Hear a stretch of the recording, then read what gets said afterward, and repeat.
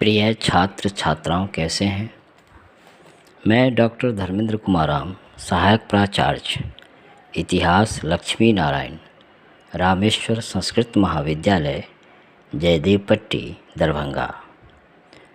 मैं आज online teaching के माध्यम से शास्त्री प्रथम वर्ष के छात्र छात्राओं के लिए मध्यकालीन भारतीय इतिहास के अंतर्गत अलाउद्दीन खिलजी की बाजार नियंत्रण व्यवस्था के अंतर्गत उसके उद्देश्य क्या रहे, क्षेत्र किन किन क्षेत्रों में अलाउद्दीन खिलजी की बाजार नियंत्रण प्रणाली लागू थी और इसके क्या प्रभाव रहे, इसके संदर्भ में हम लोग चर्चा करेंगे। बच्चों, इससे पूर्व के क्लास में हम लोगों ने जाना कि अलाउद्दीन खिलजी की बाजार नियंत्रण प्रणाली के अंतर्गत कौन कौन से अधिकारी व कौन कौन से विभाग उसकी बाजार व्यवस्था को सफल रूप देने में कार्य कर रहे थे, इसके संदर्भ में चर्चा की। आज हम लोग अलाउद्दीन खिलजी की बाजार व्यवस्था या अलाउद्दीन खिलजी की आर्थिक सुधार से संबंधित जो नीति थी, उसके उद्देश्य क्या थे और उसके क्या क्षेत्र रहे तथा प्रभाव क्या थे, इन तमाम क्षेत्रों पर चीज़ों पर हम लोग चर्चा करेंगे। अलाउद्दीन खिलजी की आर्थिक नीति के उद्देश्य, क्षेत्र और प्रभाव, इन तमाम चीज़ों को लेकर विभिन्न इतिहासकारों के बीच काफ़ी मतभेद रहा है, क्योंकि समकालीन इतिहासकार जियाउद्दीन बर्नी ने जहां एक और अलाउद्दीन खिलजी की आर्थिक नीति का उद्देश्य सैनिक बताया है, क्योंकि उसके अनुसार सुल्तान अलाउद्दीन खिलजी साम्राज्य विस्तार के उद्देश्य से एक विशाल और शक्तिशाली सेना संगठित की थी। इतनी विशाल सेना को बहुत अधिक नकद वेतन देना उस समय संभव नहीं था, कठिन कार्य था।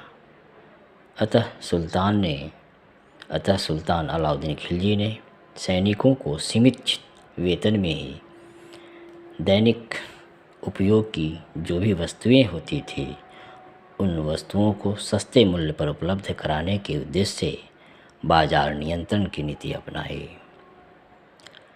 जियाउद्दीन बर्नी की इस नीति, इस विचार से सहमति के.एस. लाल और इरफान हबीब जैसे लोग प्रसिद्ध इतिहासकार ने भी व्यक्त की है। वहीं इसके विपरीत अमीर खुसरो ने अलाउद्दीन खिलजी की इस नीति के तहत अपने विचार प्रकट करते हुए कहा है कि सुल्तान अलाउद्दीन खिलजी ने आम प्रजा को राहत पहुंचाने के लिए मूल्यों का निर्धारण किया और इस कल्याणकारी सुझाव को दूसरे शब्दों में अमीर खुसरो के इस विचार को मोहम्मद हबीब, जो लोग प्रसिद्ध इतिहासकार उस समय थे, कि निजामी जैसे इतिहासकारों ने अधिक मान्य बतलाया है। कुछ इतिहासकारों ने इस योजना का उद्देश्य मूल्य वृद्धि अथवा मुद्रास्फीति की समस्या पर नियंत्रण बताया है। इस संबंध में यह भी कहा जाता है कि अलाउद्दीन अपनी निरंकुश शासन प्रणाली को सुदृढ़ आधार देने हेतु प्रजा को आर्थिक रूप से राहत देना चाहता था। उपरोक्त जितने भी विभिन्न इतिहासकारों के विचार हैं, उन विचारों में सैनिक आवश्यकता से प्रेरित योजना का विचार ही अधिक मान्य है। वहीं अलाउद्दीन खिलजी की आर्थिक सुधार के तहत बाजार नियंत्रण योजना का जो क्षेत्र था, यह किन किन क्षेत्रों में फैला हुआ था, किन किन क्षेत्रों में लागू था, इसके क्षेत्र विस्तार को लेकर भी विभिन्न इतिहासकारों के बीच विवाद रहा है। जहां उस समय के लोग प्रसिद्ध इतिहासकार, समकालीन इतिहासकार जियाउद्दीन बर्नी के अनुसार यह योजना केवल दिल्ली और उसके आसपास के क्षेत्रों में भागों में ही लागू की गई थी। वहीं अमीर खुसरो ने इस योजना से सभी नगर निवासियों एवं ग्रामीणों के लाभान्वित होने की चर्चा की है।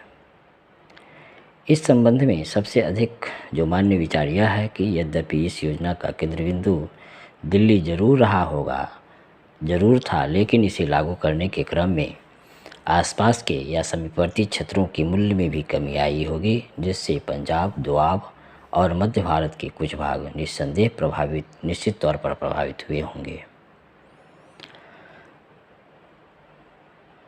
अलाउद्दीन खिलजी की बाजार नियंत्रण के प्रभाव या परिणाम काफ़ी लाभदायक रहे। इसके चलते अनाज और अन्य वस्तुओं की कीमतें काफ़ी सस्ती हो गई। लेकिन यहाँ यह प्रश्न उठाया जाता है, क्या ये उपाय सभी वर्गों के लिए लाभदायक और हितकारी सिद्ध हुए? तो इस पर भी इतिहासकारों के बीच विवाद रहा है, जहाँ इतिहासकारों का एक वर्ग का मानना है कि अलाउद्दीन खिलजी की आर्थिक योजना का लाभ समस्त प्रजा को प्राप्त हुआ। उनका मानना है कि यह योजना समाज के सभी वर्ग के लोगों के लिए हितकारी थी, क्योंकि सुल्तान अलाउद्दीन खिलजी ने सभी वस्तुओं के मूल्य निर्धारित कर दिए थे।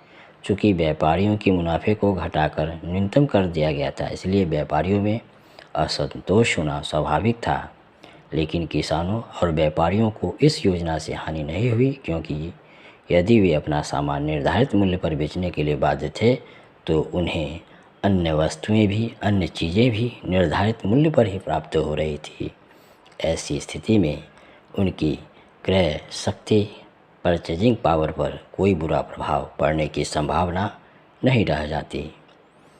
इसके विपरीत मूल्य में गिरावट से उन्हें तत्कालीन लाभ अवश्य हुआ। अतः इस योजना से किसी वर्ग को क्षति नहीं हुआ।